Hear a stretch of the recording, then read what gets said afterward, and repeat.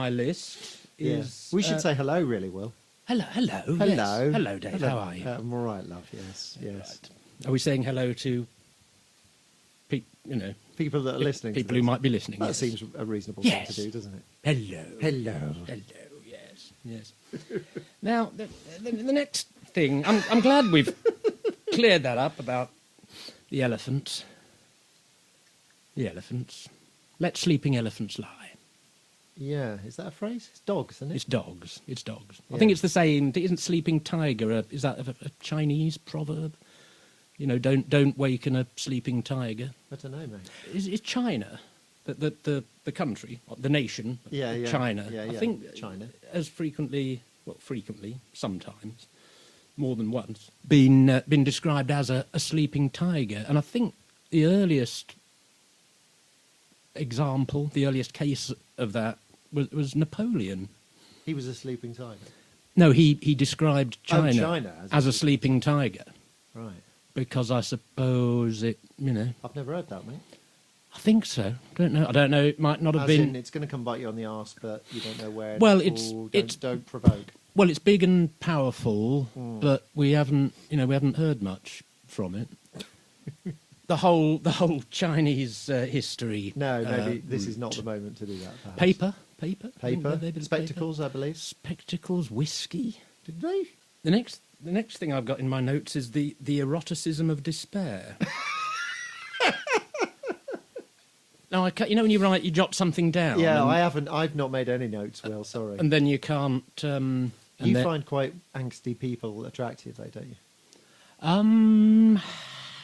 Yeah, kind of. I think you might be thinking of Vicking Hat. Vicking Hat. Yes. Well, she was, I believe, Belgian. Possibly. She was a photographer. Yeah. And she photographed. She came and did the photos for a couple of. Yeah, we were doing a show in a school, weren't we? A couple of shows. Yeah. Derby in a Nutshell, was it? Yes, it would have been, because that was the Vicking Hat. That's right. There was one of those fairly. It wasn't an original, or it was made of plastic. So it was made of plastic. Seems unlikely. Yeah. And she was setting up the photo, and she at one point said, "What is the Viking? What is the Vicking hat?" that may not be the exact. She was very sallow, Belgian accent. Very pale and sallow. Well, and miserable. Pale, sallow, short hair. Miserable. Short, unstyled. Miserable. She was miserable. You took an immediate shine to her. She was a misery. She gave off a sort of moody, possibly, philosophically tormented air. Yeah, which you like, don't you? Yeah. What was that girl? Why did we call that girl Misery that we used to work with? Oh, because she was She's just a miserable cow. She was a funny one, wasn't she? I don't really remember her. I can't remember her real name. Thank God. Well, let's not say it.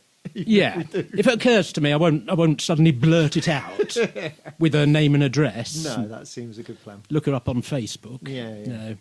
No. What? She was just generally miserable, was she? She wasn't all that miserable. She'd occasionally say things about her social life. I'd possibly asked her, "What did you do at the weekend?" It was that, I was already that desperate for things to say. And she said, "Oh, no, I never go out much. I went out one Sunday night, about 10 o'clock at night, and everything was closed." And I thought, which I thought was strange. I mean, she was only about 20. Yeah, she was early 20s, and she didn't seem, she didn't sort of seem weird in the sense of, she didn't spend lots of time sitting, hunched over a book or rocking back and forth, or she seemed quite normal. But then she was never eating flies or writing with her own shit, was she? No, neither of those things. Why did we call her Misery then? Just because she was miserable? She sort of looked miserable, but I remember when she smiled occasionally, and on more than one occasion, I think I did manage to make her smile, right, or laugh, even, not just politely. I think there was a certain genuineness in the laughter. But I remember it was a lovely smile, because usually she looked pretty pretty gloomy. And I remember saying to someone else who worked at this place, which I won't mention because traceability and deniability. Anyway, this place we worked at, I was talking to somebody else about the girl we called Misery. Yeah. This is one of my better anecdotes, I think. And someone else was saying, "Oh yeah, she always looks miserable, doesn't she?" And I said, "Oh, but when she smiles, it's like a sudden shaft of light in a dark and gloomy cathedral." Oh. And I think the sort of looked. I think she did say, "Oh, that's nice," and then looked slightly puzzled in a sort of, why did he say that? Either he's been saving that up and trying to nudge the conversation round to it, which is a bit creepy, or it just came to him in a flash, which is still a bit creepy. There was no erotic undertone, no, or indeed overtone. Well, unless you're talking about a different kind of shaft in a cathedral, or indeed not.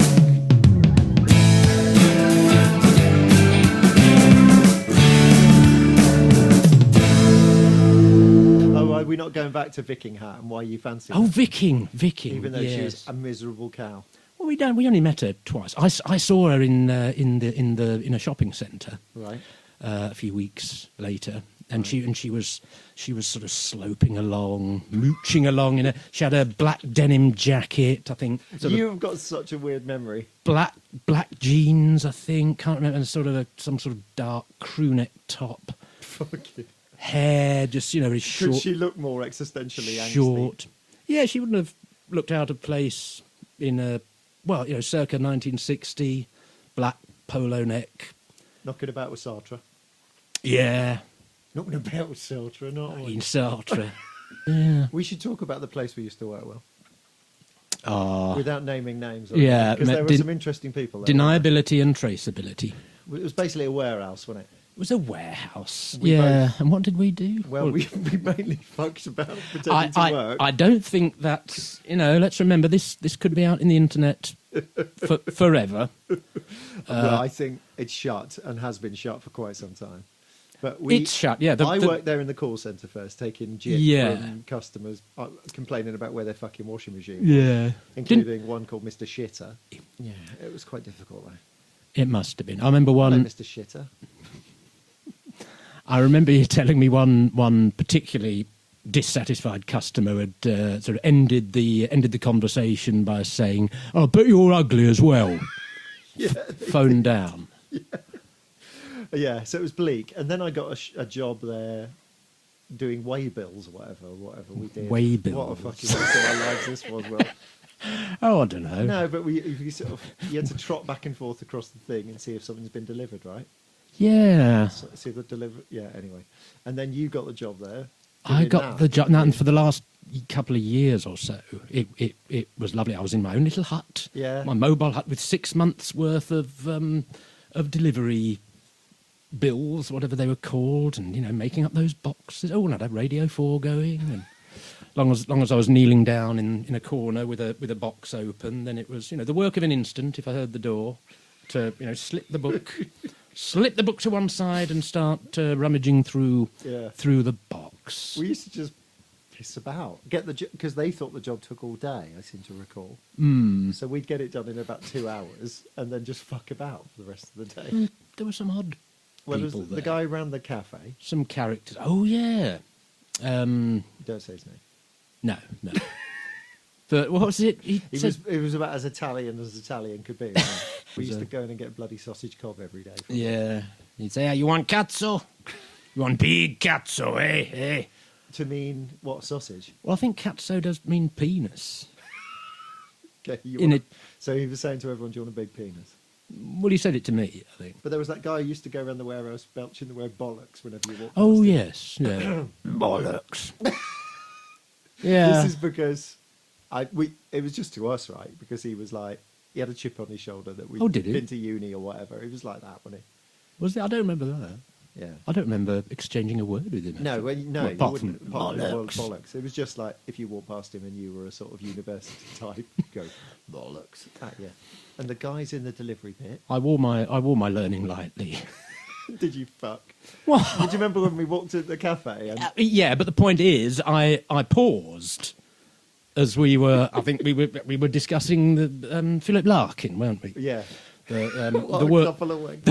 the works there, and you. I think I was saying, "Oh, he's great," or "He's a bit of Philip Larkin." Yeah. And you were saying, "Oh no, he's too negative. It's depressing. It's which is all fair enough." And then and we just we're about to walk through the bit where the lads hung out, delivery boys, and I paused. We walked through.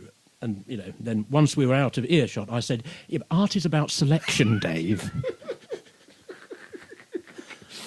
No, they were all right, weren't they? Some of them were all right, yeah. Some of them. The guys who did the deliveries, who thought they were God's gift or whatever, organised the deliveries. Do you remember? The managers. One of whom said to me, "Don't come the cunt with me."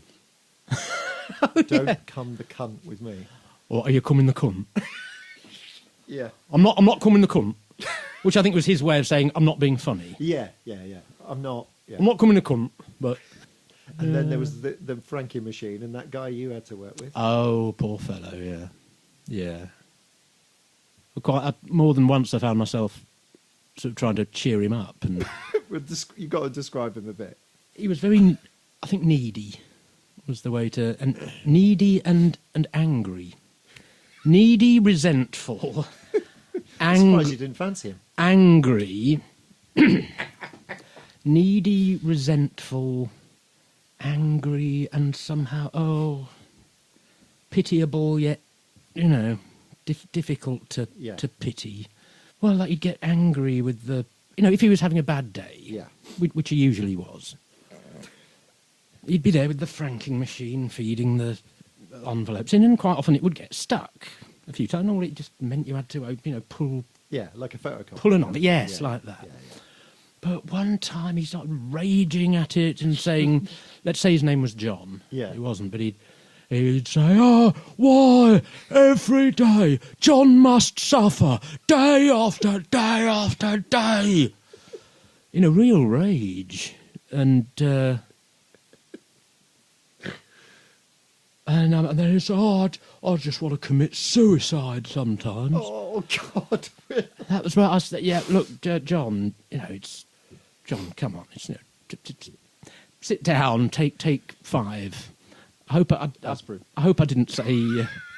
John, you're not alone. Other people have felt this bad. About a franking machine. Just listen to this by Philip Larkin.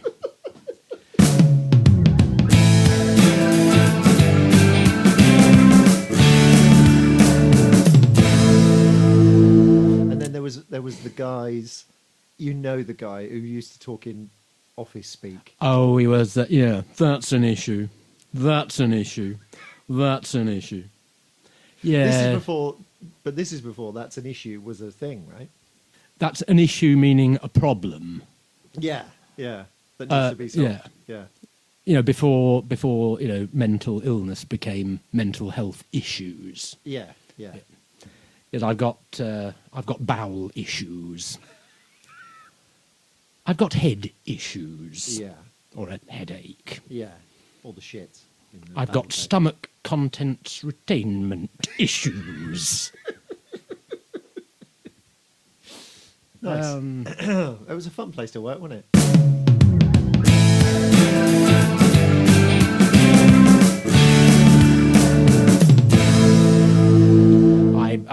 I was walking and reading when that young man had never even considered the idea. I went on for about 10 minutes. Did you do an impersonation of a Prime Minister of the past that is now deceased? Not a Prime Minister. No. Who are you being now when you did that voice? Kim Philby? No, Kim Philby, no, much smoother. All right. Mr. Philby, are you the third man? No comment. It's amazing that piece of... It's there on YouTube, Kim Philby. But when you watch it now, I mean, this is the effect of hindsight. Yeah, true. Look at him now. It seems... I mean, I'm sure I'd have been taken in as anybody. Forehead. Well, yes, he does look rather sweaty. And he sort of... I'm sure at one point he does actually put his tongue in his cheek. You think he's about to wink at the camera. Are you the third man? No, I was not. His eyes go to one side. He couldn't look more shifty. No, who was I doing Macmillan? just then? Clement Attlee? No, Clement Attlee. He had a rather high, reedy voice. Unfortunately, I mean, I admire him greatly, but, post-war 1945 to 51 government, wrote a very good limerick about himself as well. Did he? Yeah. Can you remember it? No, I'd have to look it up. It's about himself. Yeah. He's saying, But it isn't. There was a young fella called Attlee no. one day sucked off Michael Flatley. No, it's not. The cum was so hot. Yeah, thank you, David, yes. I think we will draw a discreet veil over... But he swallowed the lot. No. I'll edit this pause out to make myself sound witty. Perhaps. Yeah. No, who am I thinking about? Bloody Quintin Hogg. Quintin Hogg. Lord Hailsham. Is also, I think if you look up the relevant episode of the Rock and Roll Years, you will find him there being What does he sound like then? He's being well, more or less like that. Right. He's being interviewed about Profumo, and the interviewer asks him something like, do you think Mr. Profumo's conduct, private personal conduct, is a matter for the true effect the political life of the nation? Is it and Hailsham said, of course, it's an important matter. Don't be so silly. A man can't have a woman shared with a spy if he was a spy. The question is not whether it was liable to breach security, but whether security was breached. Be sensible.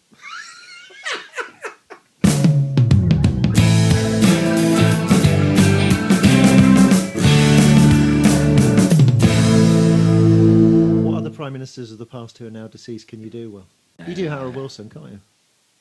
And today you'll have been saddened as I have been by the news that Mr. Smith in Rhodesia has it's not very good. No, it's good. It's all right.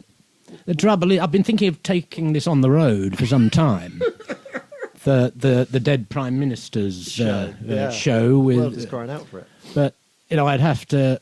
This shows how long I've been thinking about it. I used to think, well, I'll have to get a video tape recorder and a TV to sort of show excerpts of them so they know who they are. That's the worst impression show ever. Then you have to show people who you're doing. Then do impersonation. Then do the impersonation. Right, and then go, well done, Will. That was very accurate. Then get the applause. Oh, Harold Macmillan, yes, we've done very well since the war. We produced about a third more, 30% more. Goods, services, everything. The trouble is, we've paid ourselves 90% more for doing it. And prices rise. And if prices rise beyond a certain point, we can't sell our exports. But if we can't sell our exports, then this marvellous full employment that we've all worked so hard for will be called into question. Why can you remember all of that? So who was the guy who chose political conscience? Was it Anthony Blunt? Like many, it was when he gave the statement. Yes, Anthony Blunt. After he'd been found out. After he'd been unmasked. After he'd been fingered by Margaret Thatcher in the House of Commons. Literally. And he made this statement. Like many of my generation, I was faced with a choice between national loyalty and political conscience. I chose political conscience. Well, as I say, he actually says I chose conscience. Right. But I just thought it sounded so much like an advert. I chose political conscience. The mild cigar from Benson and Hedges. And you can hear the jingles and everything. So choose political conscience. Political conscience. Nice. Gets your whites white. See the face you love light up with political conscience. Yeah. God. Or do you remember the denim one? No. Denim aftershave. No. Used to start with a close-up of a sort of man's open-necked shirt and his hairy chest. That was all you could see. And I think it was an orange shirt, or possibly a denim shirt. Good old Rain Man. Okay, Possibly a denim shirt. And then a sort of a woman's hand would sort of creep in. Would sort of insinuate itself into the, moving slowly. Her hand splayed over his shirt towards his towards the V of the open neck, the aperture of the shirt, and there'd be sort of sexy music going on, and it'd say "Denim for the man who doesn't have to try too hard." And then at that point, just before the "too hard," the man's big, manly, hairy hand would sort of come down upon hers, as if to say, "No, stop it," I know it's driving you wild. You want to get your hand inside my shirt and moving all over my hairy chest, but no. No. For the man who doesn't have to try too hard. I don't remember that one. But there we are. Comedy gold, that one. Speaking of the... Never quite... No, I'm still not sure what I meant by the eroticism of despair. Fuck me, that was so long ago.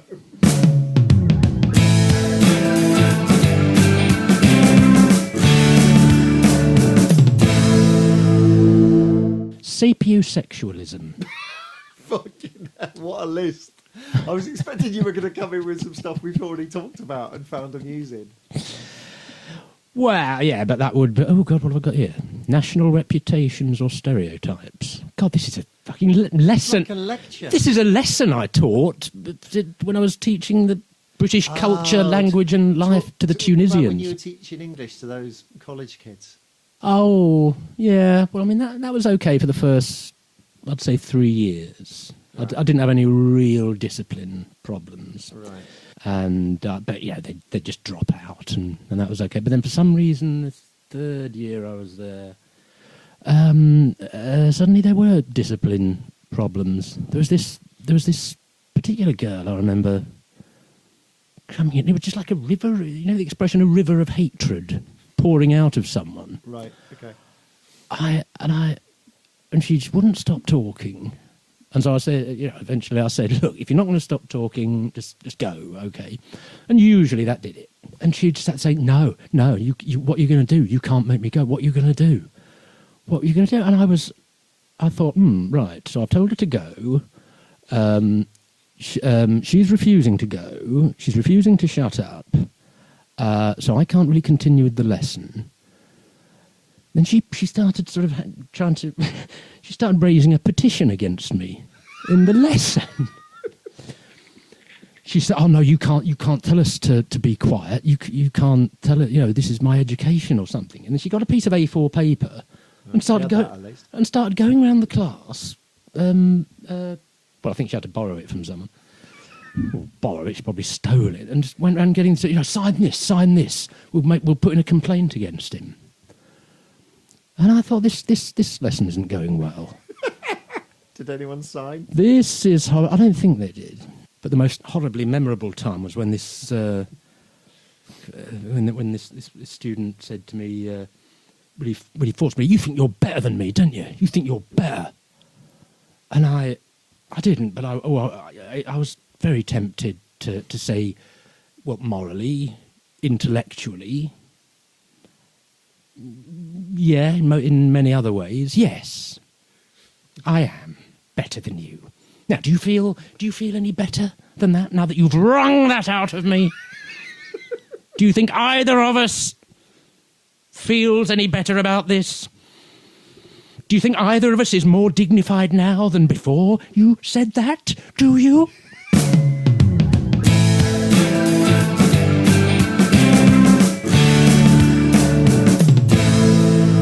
Reckless driving. Surely it'd be manslaughter. Unless I deliberately ploughed into people. True, yeah, okay. Shouting, I don't know, death to tyrants or something. Thanks, John Wilkes Booth. Apparently he got the Latin slightly wrong. Semper something tyrannus. Sic semper, or thus tyrants die. Sic semper tyrannus. I've read it didn't mean quite what he thought it did. What a twat. What, exactly. Oof.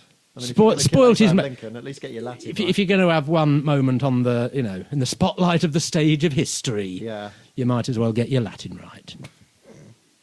Right. So we've all got some amusing memories of school days, haven't we? Yeah. And unpleasant, painful memories of wandering back and forth across the few feet of a corner of the playground. Staring at one's shoes as one kicked the grit around. Fuck yeah. Thinking, why have I got no friends? Oh, well, you had friends. I did, actually, yeah. I didn't at primary school, yeah. Yeah. You had some interesting schoolmates, didn't you? School days.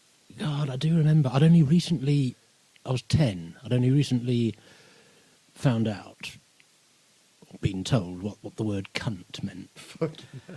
And I remember in the this is primary school, mind. Oh.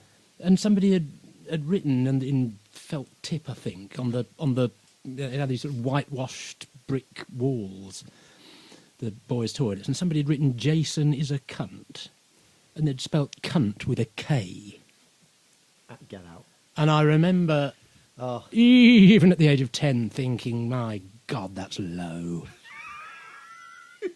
You've used the worst swear word in the whole swear wordy world. Yeah. And you've compounded it by misspelling it. My God. Do you remember, did you have Nelson spelling books? Don't remember well. I don't have the kind of memory that you have.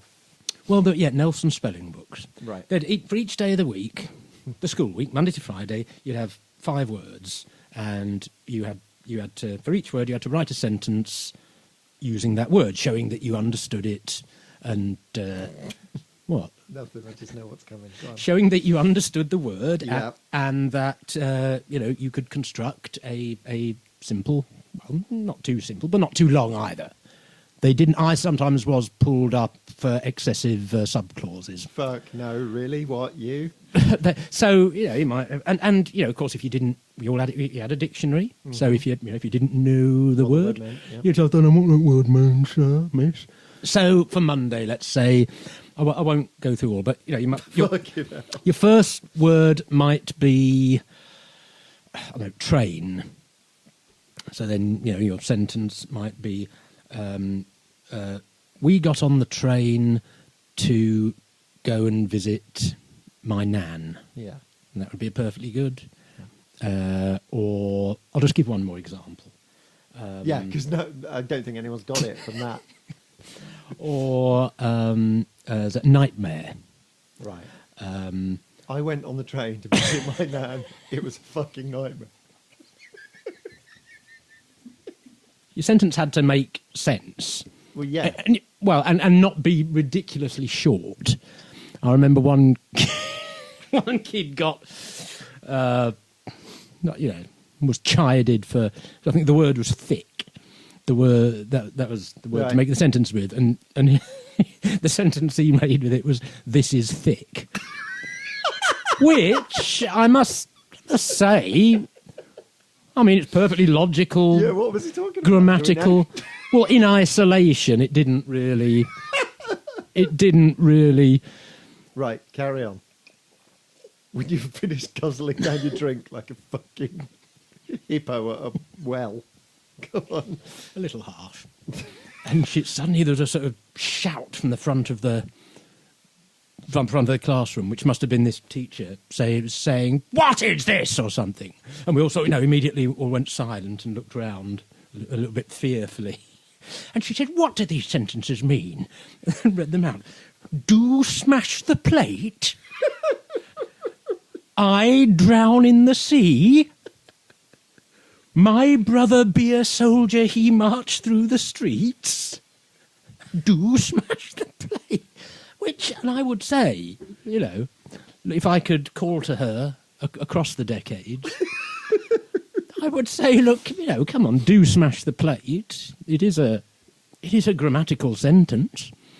It's in the imperative mode. It's an order. If only you'd said this at the time, Will. It's an order, and it's the use of the do is a bit odd, but it could be there for emphasis. Imagine if you were rehearsing a play in which at one point, a character had to smash a plate, and you'd got in a supply of, smashable plates. Yeah. Fiberglass, like those bottles. Yeah, yeah. And obviously for most of the rehearsals, you'd just mime or mark smashing the plates. Yeah. Wouldn't you? Yeah. And, but, you wouldn't want to leave it right till the dress rehearsal in case there was some problem with them. You'd want to have a few goes. Yeah. So maybe it was a pre-dress rehearsal or, a complete run-through. Yeah. And, and the director and an actor, plate-smashing actor, might have this. Okay, so with this run-through, we'll just mark... no, actually, do smash the plate. Because we've only got a few more days. If we have to... get another... Yeah. If we have to look at alternatives or smashing real plates, there'll have to be a risk assessment. It could go on and on and on. Yeah. That could have been... I'm still calling back across the decades. Yeah. I suppose, what was the other one? I Drown in the Sea. I Drown in the Sea. Okay, it's absurd. But I think he could have pleaded... Poetic license. Poetic license. Or, yes, it could be the voice of a spirit. Or the spirit of Molly McGinty, who drowned for because her lover had died at sea, and she wandered out into the ocean, and a bit like poor old Ophelia, the priest wouldn't bury her because it was considered suicide, and she hasn't gone to hell, oh no, but every night her spirit can be seen wandering out to sea. And the last thing that carries back to the fearful watcher upon the shore is, I drown in the sea, I drown in the sea.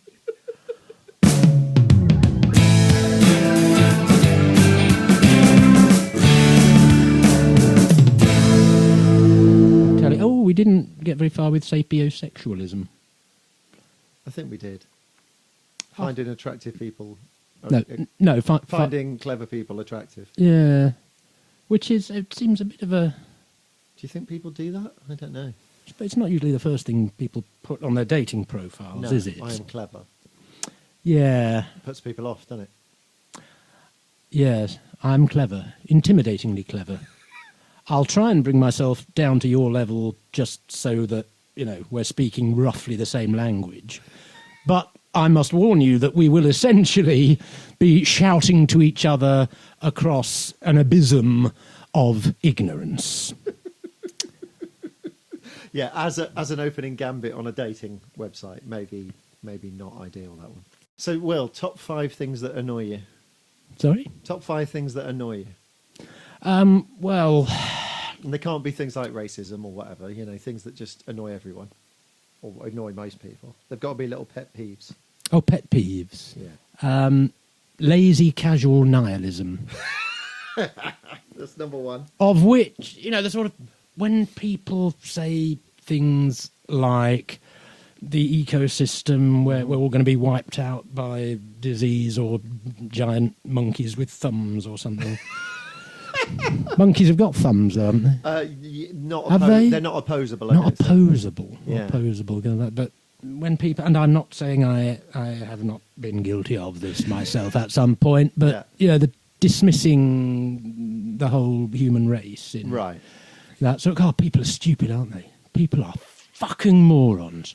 People are fucking... say, well, hang on, including yourself in this. Okay, right, that sort of... Go on, what else? Oh, God, there's still 4 to go. And people who danced to the left, to the right in a well, that only annoyed me at the time. Go on, explain. It was their self-delightedness.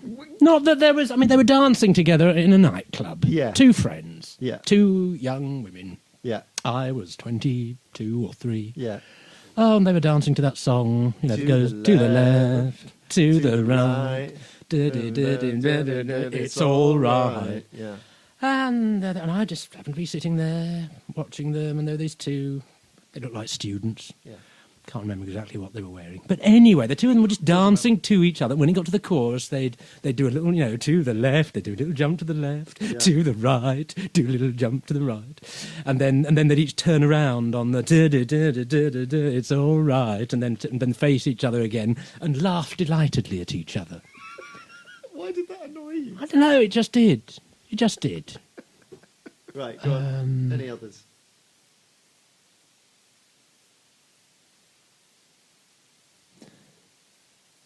Doors that... Doors. Go on. Doors that don't open the way you think they're going to. People who always seem to have something to say to each other.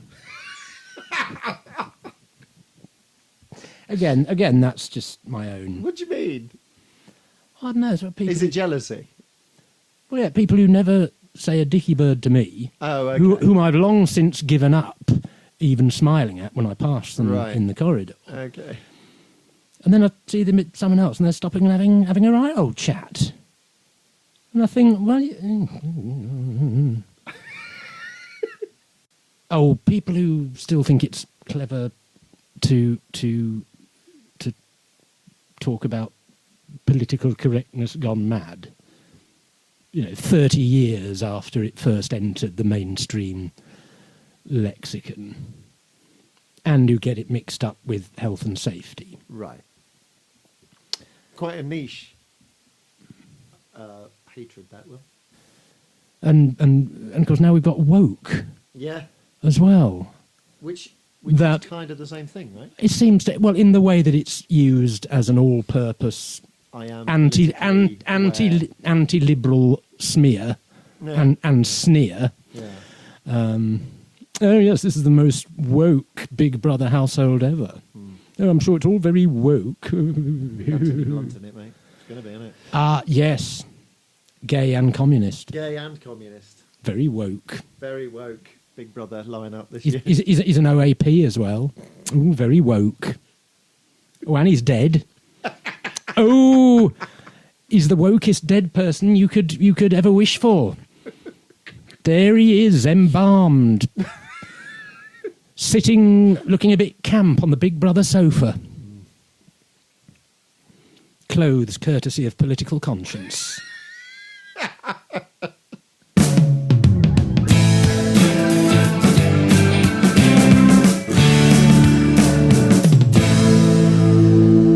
Time for Billy to make an appearance in our lives? Possibly.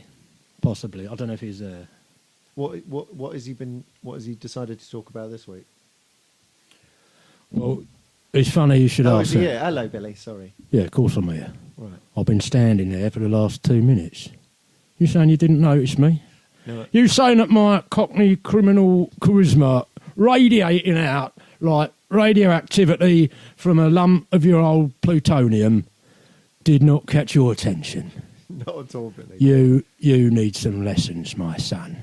Now, what I'd like to say to everyone today is at this time of division. Now, I know you might think this isn't politically correct, but I think what we need is to bring back Miss World. All right. I think we've got to stand together, join me and the other Cockney Kings return of the Cockney Kings. Now, we haven't worked out the name of it, but anyway, if you think we're living in a world gone mad, just take a look at me. Good night. Thanks, Billy. Thanks, Billy. It's always gives us something to think about. Yes. Yeah. His taxis outside. Okay. Yeah, he's going. Yeah. Right, there we are. There you go. We might get some sponsorship from him. You never know. Oh, is that why we might also get our kneecaps busted or something. Yeah. But I don't think so. He's quite old now. Yeah. Not that I. Or is he connected still? That's a problem, isn't it? He's connected. Right. There's still some young'uns who'd like to defend his honour. Take the pliers to us. You are going to edit this, aren't you? Oh yeah. I'll edit this bit out. He'll never hear it. Yeah. Okay. Okay, mate.